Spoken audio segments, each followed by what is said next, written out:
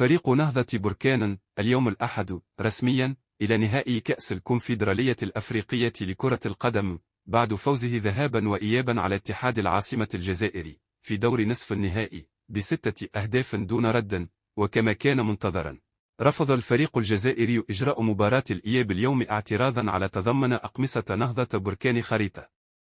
المملكة، ما يعني خسارته حسب القانون بنتيجة 3-0، وذلك بعد اعتباره منهزما من طرف الكاف بنفس النتيجة في مباراة الذهاب بالجزائر بسبب مصادرة سلطات نظام الكابرانة لأقمصة الفريق البرتقالي المصادق عليها من طرف الجهاز الوصي على اللعبة في القارة السمراء. وانتظر الطاقم التحكيمي ومراقب المباراة رفقة لاعبي فريق نهضة بركان التحاق لاعبي الفريق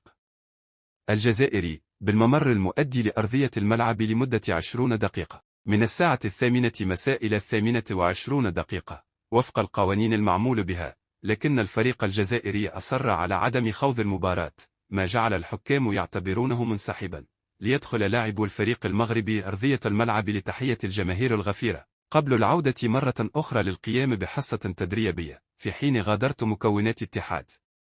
العاصمة الجزائري للملعب عبر الحافلة صوب مطار وجدة أنكاد. تجرى خيبة الإقصاء بعد إصرار نظام الكابرانت على التضحية بمصير فريق رياضي محترف في بطولة قارية، إرضاء لنزواته المعادية للوحدة الترابية للمملكة المغربية الشريفة. ويقابل النهضة البركانية في النهائي الزمالك المصري الذي تغلب على دريمز الغاني في عقر داره ب3-0 بعد التعادل ذهابا في مصر ب0-0. وسيقام ذهاب النهائي يوم الأحد 12 ماي المقبل ببركان، والإياب يوم 19 ماي بالقاهرة.